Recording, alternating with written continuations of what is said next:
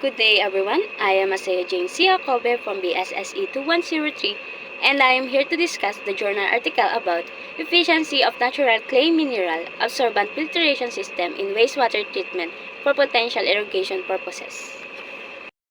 Let's proceed to the introduction. The world faces a growing water crisis. Population growth, agriculture demands, industrial use, and climate change are all contributing factors. Wastewater containing various pollutants, inorganic or organic compounds, exacerbates the problem. Effective wastewater treatment is crucial for sustainable water management, ensuring water quality and availability.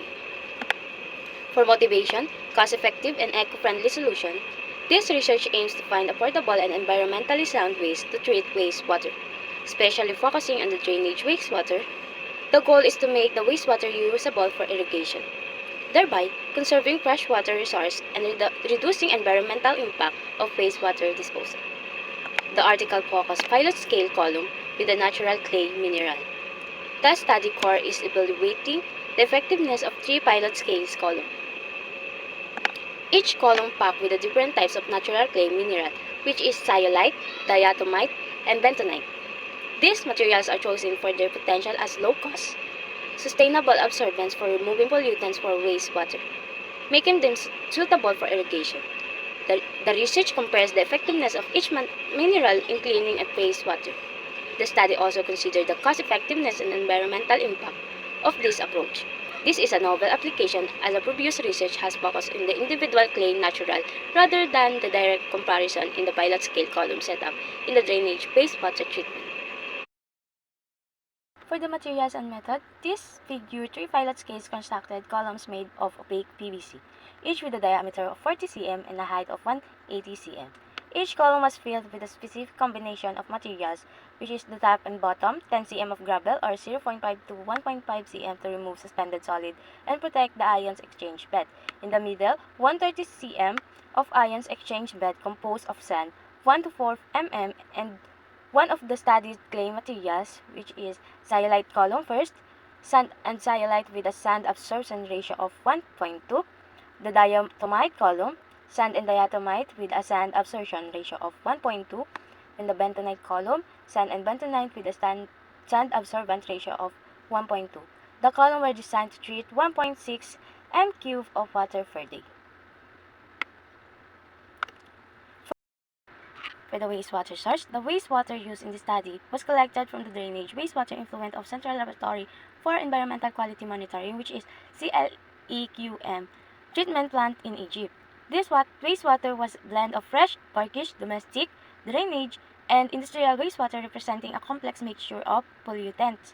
Sampling and analysis, which is wastewater sample were collected monthly of a year from January to December 2019. Samples were collected from the influent and excluent of each column, as well as from the CLEQM drainage wastewater. The following parameters were analyzed of physical pH, total suspended solid or TSS, total dissolved solid or TDS, chemical is the total nitrogen or TN, total phosphorus or TP, or biochemical oxygen demand or BOD, or chemical oxygen demand or COD, chloride, sulfate, phosphate, nitrate, calcium, potassium, magnesium, sodium, copper, iron, lead, magnesium, or zinc. The biological facial coliforms samples were analyzed according to the standard methods of examination of water and wastewater. For the regeneration process, these spents absorbed zeolite, diatomite, and diatomite were generated using a combination of chemical and physical treatment. Chemical treatment. The absorbents were washed with 1 cm KCl to remove desorbed metals ions, followed by the diatonized water to remove residual KCl. With the physical treatment naman po ay the wash absorbents were dried and 80 Celsius and then calcinate in an oven and with the 550 Celsius for 4 hours. The regenerated absorbent were then used in repeat experiment to compare their efficiency with the original absorbents. Now we will proceed to the characterization of natural absorbent. In this slide, we decide into the characterization of the natural absorbents we're using for wastewater treatment: zeolite, bentonite, and diatomite. To understand their effectiveness, we need to examine their chemical makeup, mineralogical composition, and surface area. For the X-ray fluorescence or XRF analysis revealed the chemical composition of each material. Zeolite is primarily phthalate, Na, while diatomite contains a mixture of quartz, montmorillonite, kaolinite, and dolomite. Diatomite is composed, on the other hand, is composed of calcite, quartz, and sodium anorthite. For the wastewater characteristic, raw wastewater quality, let's take closer to look at the raw wastewater. We're dealing with this wastewater comes from the Central Laboratory of Environmental Quality Monitoring in Egypt and represent the blend of various sources, including fresh, brackish, domestic, drainage, and industrial wastewater. As you can see in this table, the raw wastewater contains several pollutants exceeding Egypt and international wastewater quality standard for irrigation.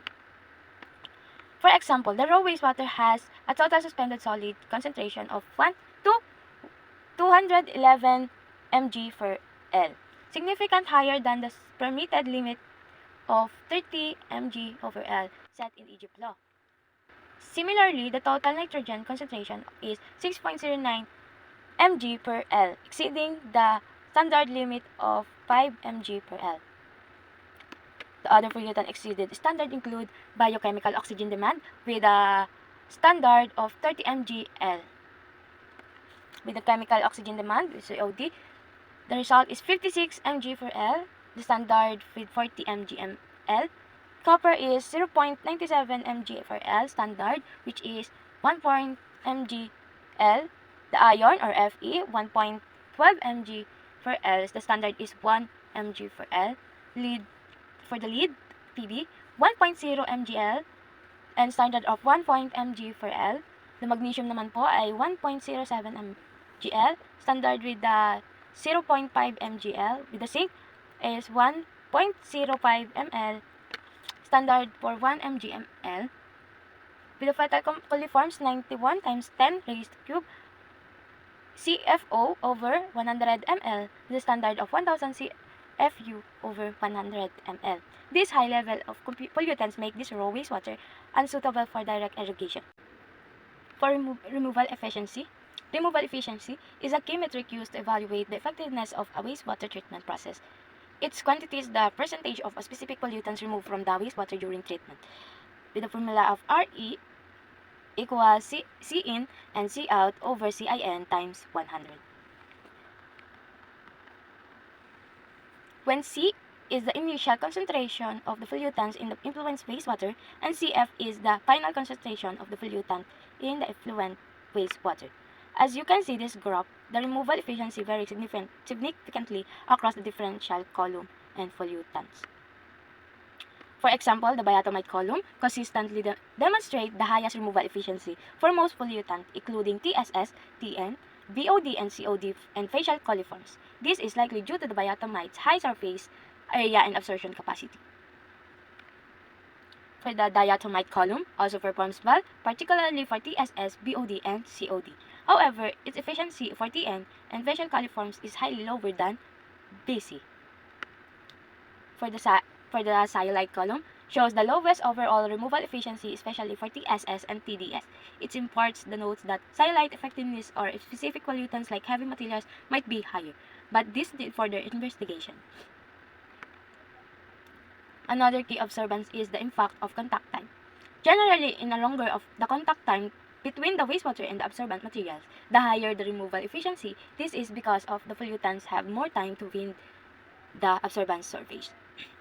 However, we see that some pollutants reach the steady state removal efficiency after the certain contact time. For this example, the removal of TSS, BOD, and COD appears to plateau after 4 hours. This finding suggests that the diatomite column is the most effective for treating this type of wastewater, particularly at the contact time of regeneration and spent absorbent. To ensure the sustainability of our wastewater treatment process, we need to consider the regeneration of the spent absorbents. This process involves removing absorbent pollutants from the spent material so that it can be reused. In this study, we employed the chemical and physical regeneration method for the spent zeolite, diatomite, and diatomite. These spent absorbents were first washed with 1 m kCl to remove the desorbent metal ions. They were then wash with diatonized water to remove any residual KCI. The wash absorbents were dried at 80 Celsius and calcined with the oven at 550 Celsius for 4 hours. This high temperature calcinite helps the breakdown to absorb pollutants and restore the absorbent capacity. After regeneration, we compared the removal efficiencies of regenerated absorbents with the original absorbents. As you can see in this table, the regenerated absorbents generally exhibited a slight decrease in removal efficiency compared to the original materials. For example, the biotinate column showed a decrease about 1.5% in overall removal efficiency after regeneration. The zeolite column had a decrease of about 2% and diatomite column had decreased about 1.5%. While the regeneration process does lead a slight reduction of efficiency, it's important to note that regeneration absorbents still maintaining the relative highly removal capacity. This makes regeneration a viable option for extending the lifespan of the absorbents and reducing the need of disposal. Evaluation of treated water for irrigation. Now, let's assess the quality of treated water from each column to determine its suitability in irrigation. We analyze the water from the zeolite column, diatomite column, and bentonite column from previous parameters. This table summarizes the result of analysis. As you can see, the treated water from all three columns shows significant improvement in terms of pollutants level compared to the raw wastewater. For example, the TSS, TN, BOD, and COD levels in treated water are well below the limits set by the Egyptian and international standard. Heavy metals concentration are also significantly reduced, and fetal coliforms counts are significantly lower. However, we need to evaluate the treated wastewater further to assess the sustainability for irrigation. However, we need to evaluate the treated water for assess its suitability for irrigation based on the specific criteria. Well, compare the water quality parameters to guidelines from the Food and Agriculture Organization or FAO, the United States Environmental Protection Agency, and the World Health Organization. The result shows the treated water from the diatomite column consistently meets the exceed of the irrigation sustainability guidelines of all three organizations. This indicates that the water from the BC is suitable for irrigation of various crops, including food crops and without significant risk to human health for environments. The treated water from the diatomite column also meets the most of guidelines, but it falls slightly short in some areas such the recommended limit for fetal coliforms. Therefore, DC treated water may be suitable for irrigation of certain crops, but for duration, it need to determine its sustainability for food crops. The water from the zeolite column has the higher level of fetal coliforms than the recommended limit, making it unsuitable for irrigation for food crops. However, it might be suitable irrigation of non-food crops or for other purposes where the risk contamination is less critical. These findings highlight the importance of choosing the right absorbent materials and treatment process for achieving optimal water quality for irrigation. The biotinite column demonstrates the effectiveness of producing highly quality treated suitable for irrigation.